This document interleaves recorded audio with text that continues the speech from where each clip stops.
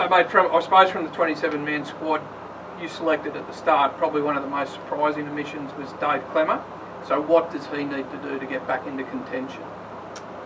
I think Newcastle in general the last couple of years have faded at the back end of the year. So given it was at the Origin Series at the back end of the year this year, we decided to go another way. But Dave's been a dominant figure for a couple of clubs now, and it's just about now Newcastle going to that next level. So.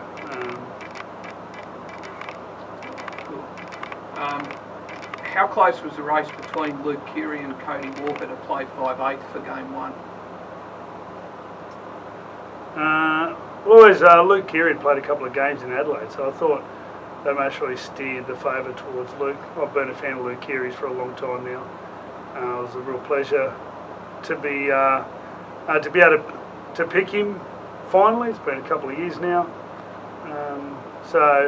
Yeah, Luke Keary, given his experience in Adelaide, I was always going to play him there. Yeah. You mentioned you learned from that Game 1 loss afterwards, and there were some things that you might have thought you could have improved. What were you referring to there?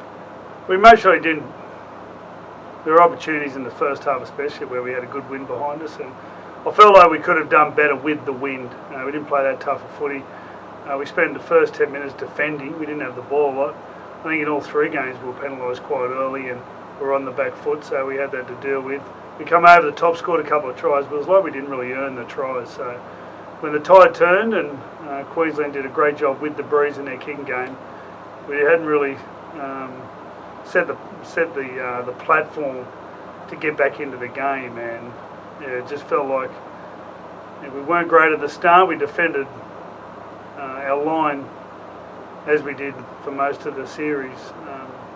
Were outstanding, but we most really didn't earn our points, and I felt that much really hurt us in the end. How tough was it losing both Boyd Cordner and Cameron Murray for the series, and what do both players, I suppose, bring to the team? Obviously Boyd Cordner brings the leadership, he's our captain, so to lose Boyd Cordner to the series was devastating. I thought Teddy did a fantastic job in stepping up. I think it helps actually Teddy spends a lot of his time with Boyd, so had a good idea about what leadership and just things communicating with the players. But Teddy had his own style, and I really enjoyed Teddy as a captain. Cam Murray was a huge loss. The fact he covered so many positions, and he was going into the series, it was such a big part of our plans, and it allowed us to go with a few different type of ideas as well, considering he's so good at so many positions, and also his association with Cody, his association with Damien Cook. So yeah, big loss, and I hope he's getting better. Tried to ring him last night, but I'll speak to him today at some stage and see how he is. Okay. If Ryan Pappenhausen had been fit for Game 2, would he have selected him? And was that the toughest decision you faced for Game 3, and how much did you agonise over?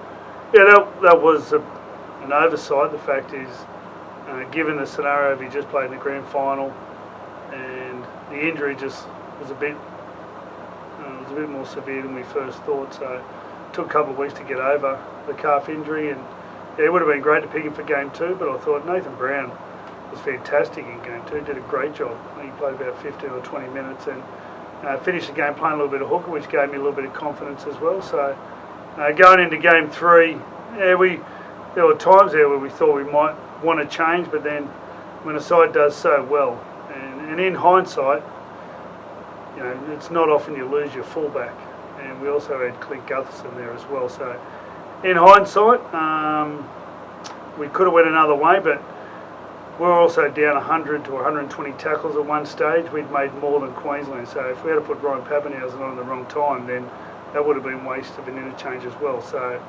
I think all in all, the team we picked for Game 3 was the appropriate team, and just things didn't go our way. Is that one of the toughest decisions to make, to change a winning team as a coach? Well, it is tough, but we've done it in the past and changed players, so it's you've got to go into each game feeling confident with your tactics and the players you got. I just felt that, especially Nathan Brown, given what he'd done in Game 2, that he would be the appropriate player in Game 3. So, simple as that. There was a lot of factors that went into the game which why we lost and took the result away. First and foremost, we lost our captain and most of one of our best players, so that didn't help. And the fact we had no ball and defended our line for most of the game didn't help either. So I'm not sure, which player with limited time can come on and make such an impact. You mentioned the loss of Teddy, and I suppose we saw with how big an impact was that in Game 3, because we saw what happened with Queensland in Game 2 when they lost Cameron Munster. Well, they're both great players, Cameron Munster and James Tedesco. I think when you lose someone like James Tedesco, who's been in big games, he doesn't panic. And although at the time decisions weren't going our way, we were defending our line, we racked up a stack more tackles, but he's patient and he's been through that before. So at stages during the game we couldn't quite get our footy on, and it's where someone like James Tedesco ends up stepping up. So he's a huge loss. You've always said that you pick the best players and you find a spot for them. Although I suppose some of the New South Wales fans question that decision not to pick specialist centres. Has your philosophy changed? I think my philosophy at the start of the series was picking the best players. I think we had a couple of young centres playing. We had a couple of young centres also injured, Latrell Mitchell, Katoni Staggs, and we most didn't think it was appropriate to throw young kids into that environment. Our first game was in Adelaide, and on top of travelling on the day and a whole host of reasons, we went with a bit of experience, and Clint Gutherson and Jack White did a pretty good job, and in Game 2 they did a great job. So the philosophy from a point of view of having the best players will always be around. Whether it comes to the point where we feel like a specialised centre is better, then we'll work it out then. And mate, you mentioned a couple of players then, Latrell and Katoni, and I think some people forget that we're missing a few blokes this year, including Turbo as well. So that's going to be good for next year, the return of players like that to put themselves back into contention. Yeah, well, given we had those 27 that we went away with, we're very confident with those sort of players as well. When you talk about Latrell and Tom Trebojevic, blokes who have played for Australia, have been at the highest level. So the good thing is we've got healthy competition. So hopefully that pushes them to work really hard for their club, and basically that's where they get picked from. So I wish them all the best. I feel like most of them are coming through the pre-season without operations, I hope, and have a healthy start to the season. And mate, Latrell mentioned recently that he's had a couple of chats with you, and he's things are all good, and he's looking forward to putting himself back into the Origin frame. How good is that from your end? It'd be great. He's such a dynamic player, so he's a real weapon. Latrell, obviously, he's got to get over the hamstring injury and get back into South. Obviously, there'll be great care for him there, and whether he's playing fullback, centre, or wherever it is, he's always an asset when he's fit and healthy and ready to go. And mate, just finally, you've had losses throughout your career as both a player and a coach. How much did this one sting, and what do you learn from it for next season? Yeah, well, they always sting.